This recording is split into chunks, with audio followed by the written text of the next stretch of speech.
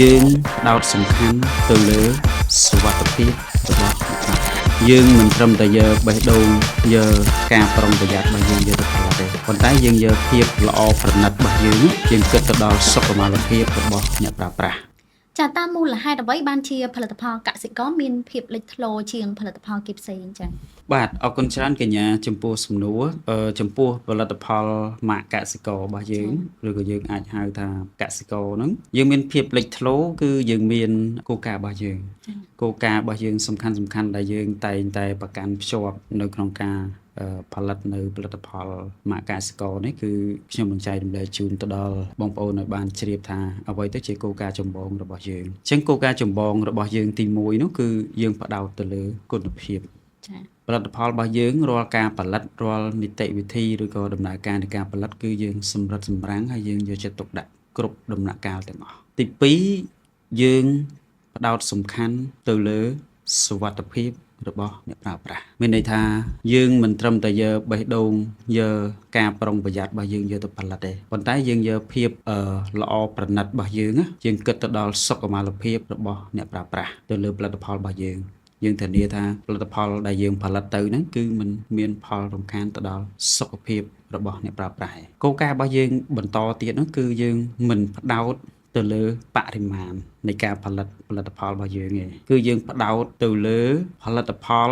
ដែលផលិតចេញហើយហ្នឹងគឺប្រើប្រាស់ទៅគឺមានប្រសិទ្ធភាពដូចអ្វីដែលគាត់មុននឹងសម្រេចចិត្តថាឧបមាថាឥឡូវបើសិនជាអតិថិជនមុននឹងគាត់សម្រេចចិត្តគាត់ទៅគិតថានៅពេលដែលគាត់ចំណាយថវិកា 10000 រៀលឬក៏ 20000 រៀលតើគាត់នឹងទទួលបានផលិតផលបែបម៉េចចឹងគាត់មុខជានឹងគិតថាគាត់ចំណាយលុយបែបហ្នឹងគឺគាត់ចង់បានផលិតផលដែលមានគុណភាពផលិតផលដែលមានប្រសិទ្ធភាពពីព្រោះអីលុយដែលគាត់ខំស្វែងរកមកដោយលំបាកហ្នឹងគឺគាត់ចង់បានឲ្យវាមានផលតបស្នងមកវិញហ្នឹងគឺល្អប្រសើរដែរមួយទៀតនោះគឺយើងអត់ផ្ដោតសំខាន់ទៅលើតម្លៃទេមានន័យថា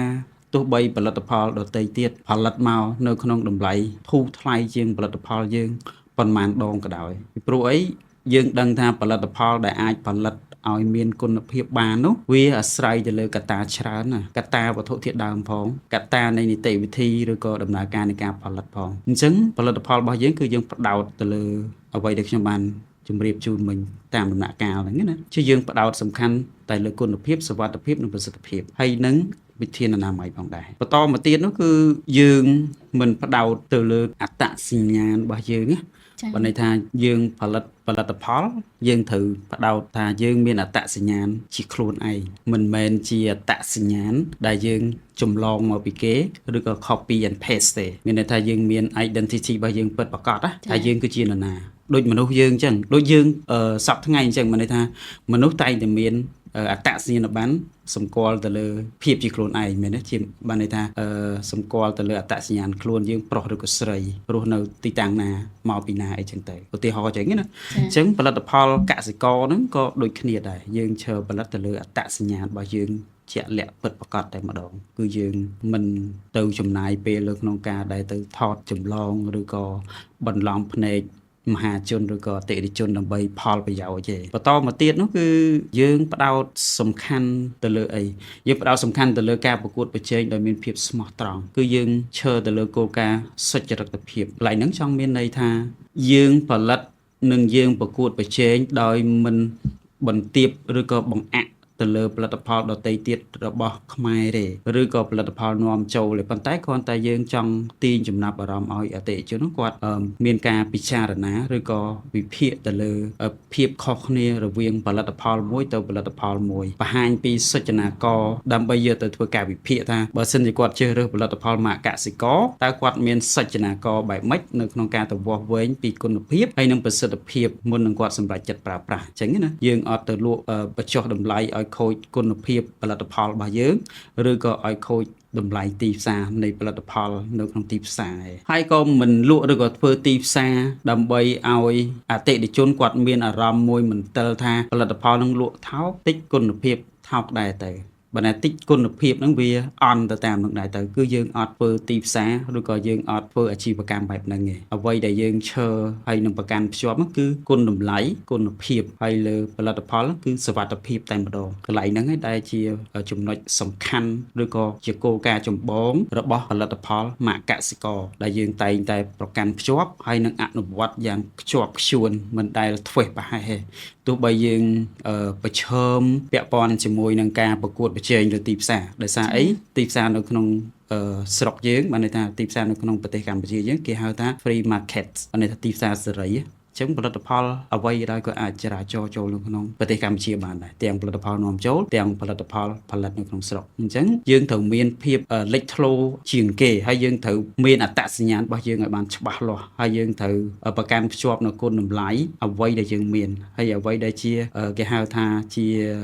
ភាពល្អឯករបស់យើងអញ្ចឹងភាពល្អឯករបស់យើងដូចអ្វីដែលខ្ញុំជម្រាបជូនអញ្ចឹងហើយមួយទៀតដែលសំខាន់នោះដែលយើងតែងតែផ្ដោតសំខាន់បំផុតចំពោះផលិតផលរបស់យើងដែលមិនអាចខ្វះបានតែម្ដងគឺការជ្រើសរើសប្រភពនៃវត្ថុធាតុដើមអញ្ចឹងប្រភពនៃវត្ថុធាតុដើមផលិតផលកសិករហ្នឹងគឺ 80% នៅក្នុងស្រុកគឺយើងបានបញ្ជាទិញវត្ថុធាតុដើមនិងសម្រិតសម្រាំងវត្ថុធាតុដើមហ្នឹងគឺនៅក្នុងស្រុកតែម្ដង 80% ហើយក្រៅពីហ្នឹងគឺយើងអាចនាំចូលដូចជាការវេចខ្ចប់សបកដបស្រុកយើងអត់ទាន់មានទេហើយក៏អត់ទាន់ទៅត្រូវតាមតម្រូវការដែលយើងយកមកវេចខ្ចប់ទៅលើផលិតផលរបស់យើងដែរអញ្ចឹងយើងត្រូវបញ្ជាទិញមកពីខាងប្រទេសជិតខាងដែរអញ្ចឹងភាពល្អឯករបស់យើងឬក៏ភាពលេចធ្លោរបស់យើងមិនមែនត្រឹមតែគោលការណ៍ប៉ុណ្ណឹងដែលខ្ញុំបានលើកឡើងនឹងទេមានជាច្រើនទៀតអញ្ចឹងខ្ញុំសូមចែករំលែកបន្ថែមទៀតគឺពាក់ព័ន្ធជាមួយនឹងការសិក្សាស្រាវជ្រាវអញ្ចឹងត្បិតតែយើងជ្រើសរើសប្រភពនៃវត្ថុធាតុដើមនៅក្នុងស្រុកប៉ុន្តែយើងមិនភ្លេចនៅការសិក្សាស្រាវជ្រាវបែបវិទ្យាសាស្ត្រយើងមិនបានទៅសិក្សាស្រាវជ្រាវដោយខ្លួនយើងទេប៉ុន្តែយើងមានក្រុមនៃឯកទេសនេះគឺក្រុមឱសថសាស្ត្រដែលយើងមានដៃគូសហការជាមួយនឹងខាងសាកលវិទ្យាល័យពុទ្ធសាស្ត្រសិតតែក្រុមបណ្ឌិតដែលគាត់ទៅសិក្សាទៅលើវត្ថុធាតុដើមរបស់យើងទៅតាមក្បួនខ្នាតវិទ្យាសាស្ត្រដើម្បីបញ្ជាក់ថាវត្ថុធាតុដើមដែលយើងបានជ្រើសរើសហ្នឹងគឺបានសិក្សាទៅតាមស្តង់ដារវិទ្យាសាស្ត្រទៅតាមស្តង់ដារនៃឱសថហើយរកឃើញនៅសមាសធាតុសំខាន់នៅក្នុងប្រភពនៃវត្ថុធាតុដើមរបស់យើងកន្លែងហ្នឹងឯងដែលយើងឈរនៅក្នុងការប្រកួតប្រជែងដោយមិនមានភាពភ័យខ្លាចនៅក្នុងការដែលប្រកួតប្រជែងជាមួយនឹងដៃគូទាំងនៅក្នុងស្រុកទាំងខាងក្រៅស្រុកណាពីព្រោះយើងមានចំណុចដែលយើងគួរតែបង្ហាញទៅខាងអតិថិជនឲ្យគាត់បានដឹងថាផលិតផលរបស់យើងគឺយើងមានភាពខ្លាំងរបស់យើងពិតប្រាកដហើយភាពខ្លាំងរបស់យើងគឺភាពខ្លាំងបែបវិទ្យាសាស្ត្រភាពខ្លាំងរបស់យើងគឺយើងឈរទៅលើគុណតម្លៃសុជីវធម៌និងសុចរិតភាពនៃការផលិតទាំងការប្រកួតប្រជែងទាំងការផ្ដល់សេវាជូនដល់អតិថិជន